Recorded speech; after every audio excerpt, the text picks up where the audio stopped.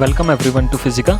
इस वीडियो में CSIR net दिसंबर 2019 जो असम एंड मेघालय के लिए हुआ था उसके क्वांटम मैकेनिक्स के क्वेश्चंस कर रहे थे, तो वो सोल्व करेंगे। एंड मैंने बताया टोटल 37.5 मार्क्स के क्वेश्चंस आए थे इस पेपर में। And this paper was held on 27 दिसंबर, जो एक असम एंड मेघालय के लिए सेपरेट पेपर करवाया था इस डेट को। जो ओरिजिनल क्वेश्चन पेपर था वो मैंने ऑलरेडी उसके 75 क्वेश्चंस कर दिए हैं। अब मैं इस पेपर के क्वेश्चन सोल्व कर रहा हूँ। क्वेश्चन पेपर डिस्क्रिप्शन में देख लेना। ये 3.5 मार्क्स में क्वेश्चन आया था। Consider the degenerate excited state n equal to 2 l equal to 1। So ये एक डीजनरेट फर्स्ट एक्साइटेड स्टेट दे रखी है हाइड्रोजन एटम की। आपको पता है n equal to 2 and l equal to 0 के कोरस्पॉन्डिंग होता है।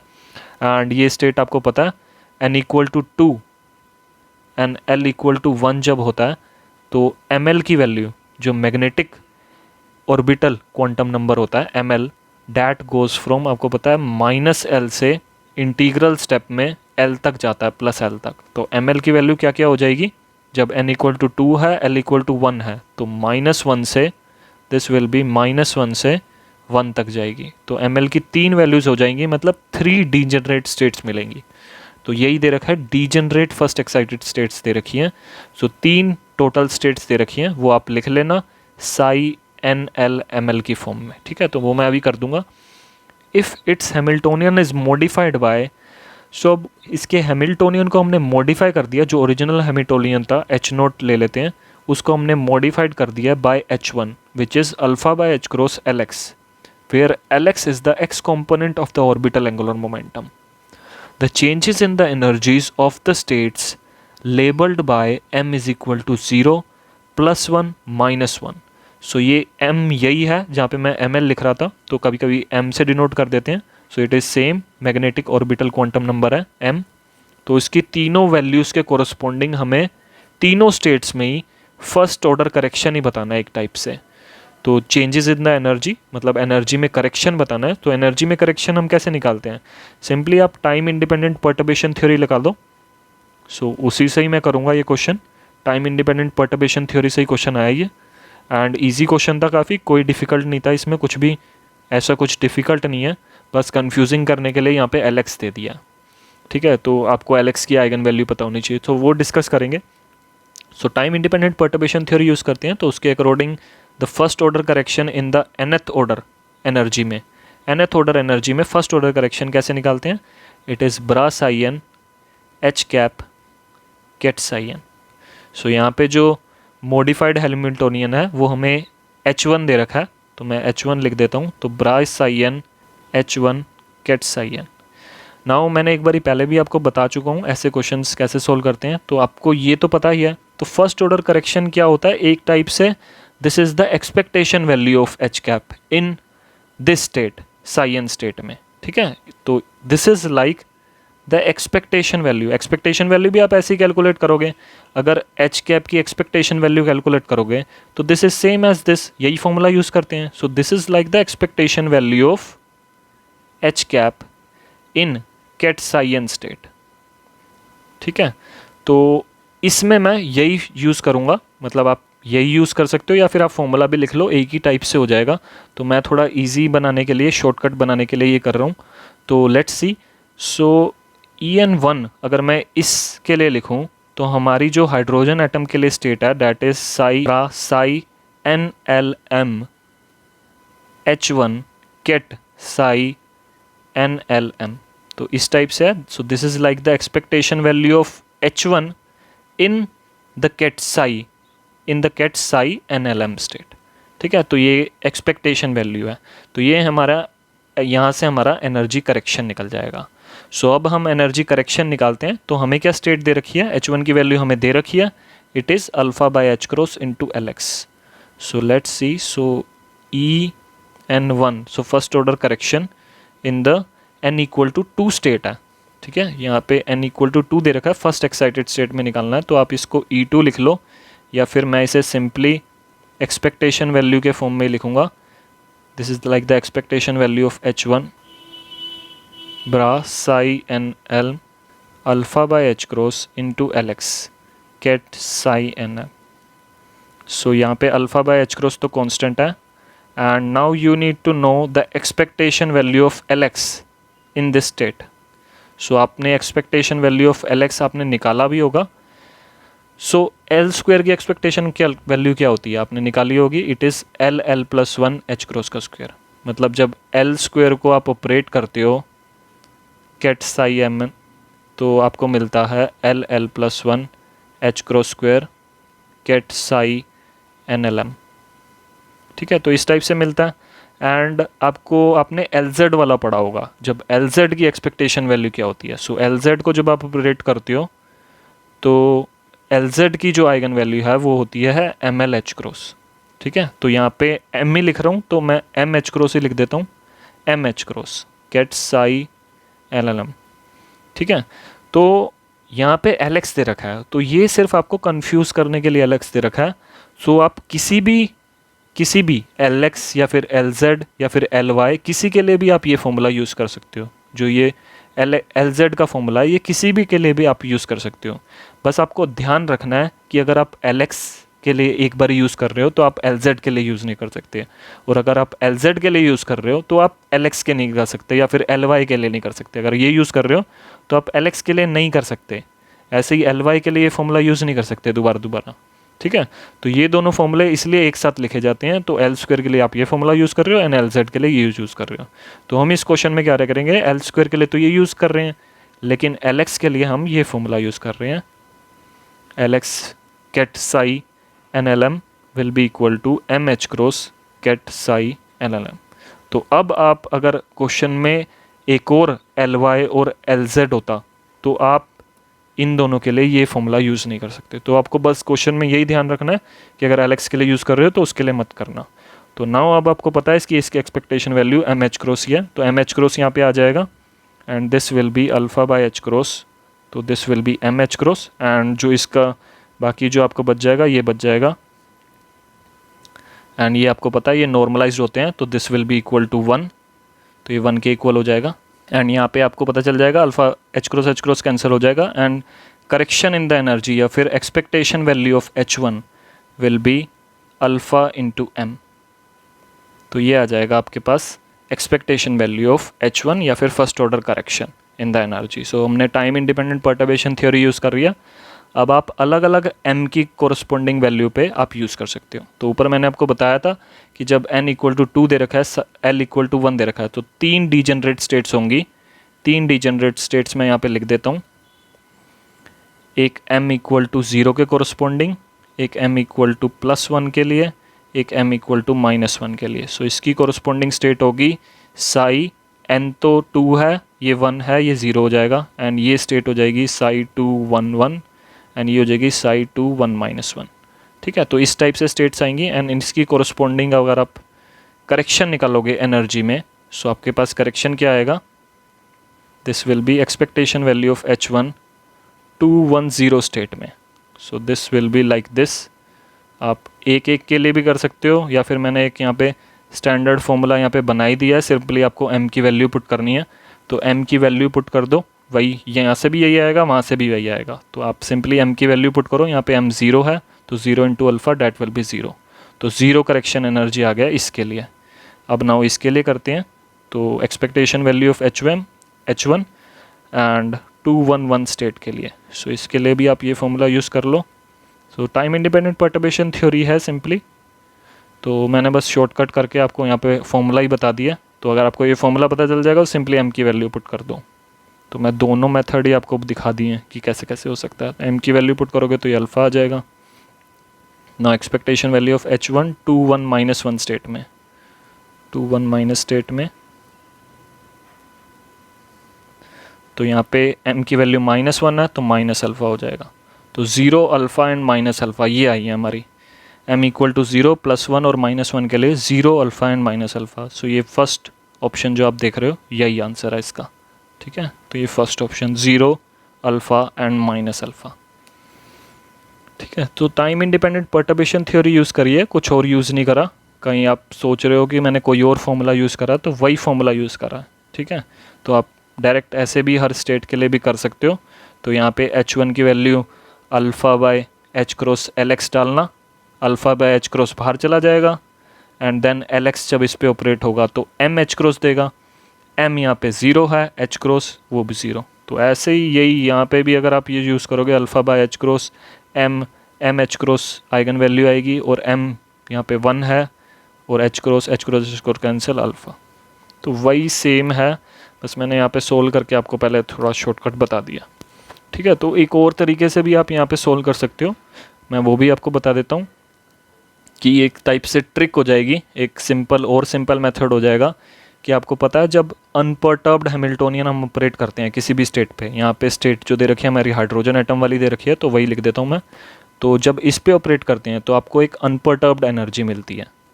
ठीक है, तो ये होगी unperturbed energy eigen value equation. ठीक है, तो अनपर्टर्ब्ड हैमिल्टोनियन ऑपरेट किया, अनपर्टर्ब्ड एनर्जी मिली जो ओरिजिनल एनर्जी थी। अगर हम करेक्शन वाली एनर्जी ऑपरेट करेंगे इसी स्टेट पे, जो हमारा करेक्शन वाला हैमिल्टोनियन है वो ऑपरेट करेंगे, तो करेक्शन वाली एनर्जी मिलेगी सिंपली। ठीक है, तो H1 हमें दे रखा है करेक्शन, तो इसको ऑपरेट कर लो simply alpha by h cross, और Lx दे रखा है। अब ये ऑपरेट करोगे तो ये वाली एनर्जी आइगन वैल्यू मिलेगी जो करेक्शन वाली एनर्जी है, यही हमें निकालनी है, करेक्शन वाली। ठीक है, this is the correction energy eigen value. ठीक है, तो यही हमें निकालनी है। तो जब आप इस पे ये ऑपरेट करोगे, Lx को ऑपरेट करोगे, सो आपको अल्फ़ा बाय h क्रॉस, और Lx जब इस पे ऑपरेट करता है मैंने बताया m h क्रॉस देता है, h क्रॉस कैंसिल हो जाएगा और ये m अल्फ़ा ही दे देगा, कैट साई ln। तो यही आपको पता है कि ये एनर्जी आइगन वैल्यू होती है। हर स्टेट पे ऑपरेट कर दो ऐसे, जैसे साई 210 पे ऑपरेट करोगे तो m अल्फ़ा दे रहा है, तो मतलब m 0 है तो ये 0 हो जाएगा। साई 211 के लिए ऑपरेट करोगे m 1 है, अल्फ़ा हो जाएगा। साई 21 - 1 के लिए ऑपरेट करोगे तो -1 पुट कर दो, माइनस अल्फ़ा आ जाएगा। यहाँ से 2 मिनट्स में ही हो गया ये क्वेश्चन। तो आपको देखना है कि क्वेश्चन आप कैसे सोल्व करते हो, किस वे से करते हो। आपको कंसेप्ट समझ में आने चाहिए कि क्या होता है फर्स्ट ऑर्डर करेक्शन, क्या होता है, सिंपली एक्सपेक्टेशन वैल्यू होती है। सो let's see the next question. Next question ये है क्वेश्चन नंबर 11, ये भी 3.5 मार्क्स में ही आया था। The question is the coordinates of two identical particles off spin 0। So two identical particle हैं, स्पिन 0 के हैं, in one dimension are x1 और x2। इन दोनों के कोऑर्डिनेट्स दे रखे हैं। Which of the following functions is an admissible wave function for the two particle system. So इस क्वेश्चन पेपर में क्वांटम मैकेनिक्स में यही सबसे अच्छी ईजी क्वेश्चन था मेरे हिसाब से। तो सिंपली हमें एडमिसिबल वेव फंक्शन दिखाना था, तो आप सिंपली देख के भी कर सकते हो ये क्वेश्चन। ठीक है, सो सिंपली ऑप्शंस देख के ही, आपको कोई भी कैलकुलेशन करने की जरूरत नहीं है, सिंपली देख के आप टिक कर सकते हो। तो इतना आसान था ये। तो मैं इसको कंसेप्ट भी बता दूंगा, सारी चीज़ें बता दूंगा। सो आपको दे क्या रखा है, टू आइडेंटिकल पार्टिकल्स दे रखे हैं स्पिन 0 के। स्पिन 0 मतलब आपको पता है कि ये बोसोन्स हैं। ठीक है, एंड इसके जो कोऑर्डिनेट्स हैं हमें 2 दे रखे हैं दोनों पार्टिकल्स के। एक पार्टिकल का कोऑर्डिनेट x1 है, एक दूसरे पार्टिकल का कोऑर्डिनेट x2 है। तो दोनों के कोऑर्डिनेट से रखे हैं, और आपको बताना है एडमिसिबल वेव फंक्शन क्या होगा टू पार्टिकल सिस्टम का। तो आपको बोसोन्स के लिए आपको वेव फंक्शन पता होना चाहिए। जब बोसोन्स होते हैं तो पूरे सिस्टम का जो वेव फंक्शन होता है, पूरे सिस्टम का साई ऑफ पूरे सिस्टम का, वो हमेशा सिमेट्रिक होता है। बस आपको यही पता होना चाहिए था और आप ये क्वेश्चन हो जाएगा। तो अब देखते हैं कि कैसे कैसे वेव फंक्शंस होते हैं अलग अलग सिस्टम में। ठीक है, तो आइडेंटिकल पार्टिकल्स में 3 टाइप्स के होते हैं बेसिकली। तो पहले तो क्लासिकल पार्टिकल्स आ जाते हैं, classical particles, and these are generally distinguishable. So generally ये डिस्टिंग्विशेबल होते हैं, डिस्टिंग्विशेबल, एंड ये स्पिनलेस पार्टिकल्स होते हैं, इनकी कोई भी स्पिन नहीं होती। सो क्लासिकल पार्टिकल हैं तो स्पिन का कोई रोल नहीं है, तो स्पिनलेस पार्टिकल्स होते हैं। देन आते हैं हमारे क्वांटम पार्टिकल्स, एंड क्वांटम में 2 आएंगे। सो क्वांटम पार्टिकल्स में which are generally indistinguishable particles होते हैं, तो इनमें स्पिन्स होती हैं। These are indistinguishable and spins exists, spin होती है। एंड इनके फर्दर 2 ग्रुप्स होते हैं जिसको हम बोसोन्स और फर्मियोन्स में डिवाइड करते हैं। सो एक हो जाता है बोसोन्स एंड दूसरा हो जाता है फर्मियोन्स। बोसोन्स कौन से होते हैं, जिनकी इंटीग्रल स्पिन होती है, मतलब इंटीग्रल मल्टीपल में होती है। तो इंटीग्रल स्पिन्स वाले बोसोन्स होते हैं and they follow the Bose Einstein statistics. So Bose Einstein statistics ये फॉलो करते हैं एंड इनका जो वेव फंक्शन होता है वो हमेशा सिमेट्रिक वेव फंक्शन होता है। सिमेट्रिक वेव फंक्शन जो पूरे सिस्टम का, बोसोन्स के जो पूरे सिस्टम का वेव फंक्शन होता है वो हमेशा सिमेट्रिक रहता है। एंड वेव फंक्शन कुछ इस टाइप का होता है, साई पूरे सिस्टम का which is the function of x1 and x2 ले लो, 2 कोऑर्डिनेट जैसे क्वेश्चन में दे रखे हैं, तो कुछ इस टाइप से वेव फंक्शन आता है। It is half of psi one which is a function of x1 into Sai to which is a function of x2 plus psi to which is a function of x2 into psi one which is a function of x1। सो इसमें Sai to बस पहले आ गया and इसमें psi one पहले था। तो कुछ इस टाइप का वेव फंक्शन होता है जब हमारा बोसोन्स होते हैं। तो अगर आप x1 और x2 नहीं लिख ले तो हम बेसिकली कुछ इस टाइप से लिखते हैं हमारा wave function, psi one Sai to, ये शॉर्टकट जल्दी जल्दी लिखने में, तो कुछ इस टाइप से लिखते हैं हम। कोऑर्डिनेट्स यहाँ पे मैंने मेंशन नहीं करे, तो साई बोसोन्स के लिए कुछ इस टाइप से वेव फंक्शंस आता है हमारा। ठीक है, तो आपको बस यही देखना था कि इसके लिए सिमेट्रिक वेव फंक्शन होता है। एंड सिमेट्रिक का मतलब क्या है, क्यों ये सिमेट्रिक है? अगर आप x1 और x2 को रिप्लेस कर दोगे, x1 को x2 से रिप्लेस कर दिया और x2 को x1 से रिप्लेस कर दिया, मतलब इन दोनों को इंटरचेंज कर दिया, x1 और x2 को हमने इंटरचेंज कर दिया, तो साई ऑफ, इसको ऐसे लिखते हैं इंटरचेंजिंग को, x2 comma x1 that will be equal to psi of x1 comma x2। ठीक है, जो ओरिजिनल वेव फंक्शन था उसके इक्वल हो जाएगा जब आप इंटरचेंज कर दोगे। तो ये मैंने इंटरचेंज कर दिया, इनके x1 को x2 से रिप्लेस कर दिया और x2 को x1 से रिप्लेस कर दिया। तो जब आप इंटरचेंज कर दोगे तो वेव फंक्शन में कोई चेंज नहीं आता, कोई चेंज नहीं आएगा, मतलब वो सिमेट्रिक वेव फंक्शन है। तो यही बस देखने का था इसमें कि सिमेट्रिक होना चाहिए जब आप x1 को इंटरचेंज कर रहे हो x2 के साथ। एंड फर्मियोन्स में क्या होता है, these are half integral spins, they have half integral spins and they follow the Fermi Dirac statistics. आपको पता ही है ये फर्मी डायरेक्ट स्टैटिस्टिक्स फॉलो करते हैं, इलेक्ट्रॉन्स जैसे होते हैं, एंड ये फॉलो करते हैं पॉली एक्सक्लूजन प्रिंसिपल। मेन इनकी यही चीज़ होती है कि ये पॉली एक्सक्लूजन प्रिंसिपल फॉलो करते हैं। ठीक है, एंड ये भी पता होना चाहिए कि इसके लिए वेव फंक्शन किस टाइप का होता है, क्योंकि इसके लिए भी पूछ सकता है एडमिसिबल वेव फंक्शन क्या होगा।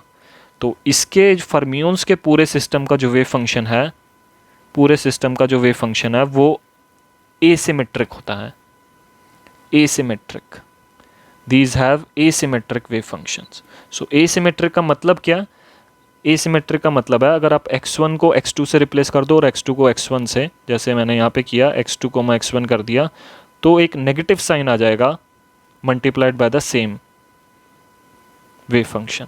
तो इस टाइप से वेव फंक्शन होता है इसके लिए, फर्मी डायरेक्ट स्टैटिस्टिक्स के लिए। ठीक है, एंड नॉर्मली हम, अगर मैं इस फॉर्म में लिखूं जैसे मैंने यहाँ पे बोसोन्स के लिए लिखा था, तो फर्मियोन्स के लिए अगर लिखूं तो this will be half of psi one Sai to minus psi to psi one. ठीक है, तो इस टाइप से हमारे पास वेव फंक्शन आता है फर्मियोन्स का जो सिस्टम होता है उसके लिए। ठीक है, 2 पार्टिकल के लिए सिस्टम के लिए मैं ये वेव फंक्शन बता रहा हूँ। जो 2 पार्टिकल सिस्टम का, 2 पार्टिकल सिस्टम ऑफ बोसोन्स इस टाइप का वेव फंक्शन होगा, and 2 particle of fermions, 2 particle system for a fermions इस टाइप का वेव फंक्शन होगा। एंड इसमें आप देखोगे मैंने x1 x2 यहाँ पे नहीं लिखा, इसमें आप देखोगे अगर आप x1 को x2 से रिप्लेस कर दो तो एक नेगेटिव साइन आएगा due to this negative sign जो बीच में है। ठीक है, एंड यहाँ पे पॉजिटिव साइन था इसलिए यहाँ पे कोई भी वो नहीं आता। तो आप सिंपली इसमें देख लो, सारे ऑप्शन चेक कर लो कि किस में आपको मिलेगा कि x1 को x2 से जब रिप्लेस करोगे और x2 को x1 से, तो सिंपली x1 और x2 को इंटरचेंज कर दो एंड देखो कि किस में सेम आता है, तो वो एडमिसिबल वेव फंक्शन। तो आप देखोगे किस में चेंज नहीं आता जब आप इंटरचेंज करते हो, किस में चेंज नहीं आता तो वो एडमिसिबल वेव फंक्शन हो जाएगा। तो फर्स्ट ऑप्शन देखते हैं, x1 को x2 से रिप्लेस करो, यहाँ पे x2 स्क्वायर आ जाएगा, यहाँ पे x1 स्क्वायर, तो ये कुछ, ये जो टर्म है ये कुछ इस टाइप से बन जाएगी, x2 square plus x1 square by 4। तो ये तो अलग ही हो जाएगा क्योंकि ये तो यहाँ पे स्क्वायर x1 के ऊपर है एंड यहाँ पे x2 के ऊपर है। ठीक है, तो बाय 4 है और ये 4 का जो टर्म आ गया इसलिए ये एडमिसिबल वेव फंक्शन नहीं हो पाएगा क्योंकि ये सेम नहीं हो पाएगा। सो यहाँ पे जो साई वन है that won't be equal to psi two, जब हमने x2 को x1 से रिप्लेस कर दिया, this is psi1 only and this is x1 comma x2। जो हमने इंटरचेंज कर दिया तो ये इक्वल नहीं हो पाए क्योंकि यहाँ पे 4 आ गया ना, तो इसलिए ये नहीं हो पाएगा। तो सेकंड ऑप्शन देखते हैं, x2 को x1 से रिप्लेस करते हैं। तो इसको जब इससे रिप्लेस करोगे तो यहाँ पे k1 x2 हो जाएगा। सो k1 के साथ x2 आ गया, ओरिजिनल वेव फंक्शन में k1 के साथ है x1, तो ये भी नहीं हो पाएगा। ठीक है, तो यहीं से नहीं हो पाएगा और ये टर्म भी नहीं हो पाएगी। आप यहाँ पे भी रिप्लेस करके देखो, इसके ऊपर स्क्वायर है, इसके ऊपर नहीं है, तो ये भी नहीं हो पाएगा। नेक्स्ट देखते हैं थर्ड वाला। तो थर्ड वाला देखोगे यहाँ पे भी k1 और k2 वाला टर्म आ गया। सो k1 के साथ x2 हो जाएगा। तो यहीं पे आपको पता चल रहा है कि ये इसके इक्वल हो ही नहीं पाएगा। नेक्स्ट देखते हैं लास्ट वाला, फोर्थ वन। तो यही हमारा आंसर होगा, पहले ही देख लो। तो जब x1 और x2 को रिप्लेस करोगे तो आपको इस टर्म में तो x2 माइनस x1 का स्क्वायर मिलेगा, एंड यहाँ पे अगर रिप्लेस करोगे तो e⁻⁻1/2a² x1 ये हो जाएगा x2 स्क्वायर, ये हो जाएगा x1 स्क्वायर। एंड इसको आप सेम इसी फॉर्म में लिख सकते हो। कैसे? यहाँ पे तो सिंपली माइनस कॉमन लिया और ये हो जाएगा x1 माइनस x2 का स्क्वायर। x2 माइनस x1 का स्क्वायर सेम ही होता है x1 माइनस x2 का होल स्क्वायर। ठीक है, माइनस कॉमन ले लो और -1 का स्क्वायर होता है +1 ही, तो ये हो जाएगा x1 माइनस x2 का स्क्वायर। एंड इसको भी आप इंटरचेंज कर सकते हो क्योंकि प्लस का साइन नहीं है बीच में, कोई भी फोर्थ नहीं है पावर, जैसे यहाँ पे फोर्थ पावर थी, यहाँ पे नहीं है, तो यही एडमिसिबल वेव फंक्शन है हमारा। ठीक है, तो बस यही करना था इसमें। सिमेट्रिक वेव फंक्शन आपको पता चाहिए था कि total wave function of the system consisting of identical bosons जहाँ पे हो, that must be symmetric. So total wave function पूरे सिस्टम का सिमेट्रिक रहना चाहिए बोसोन्स के लिए, एंड फर्मियोन्स के लिए एसिमेट्रिक, वो याद रखना। So thank you.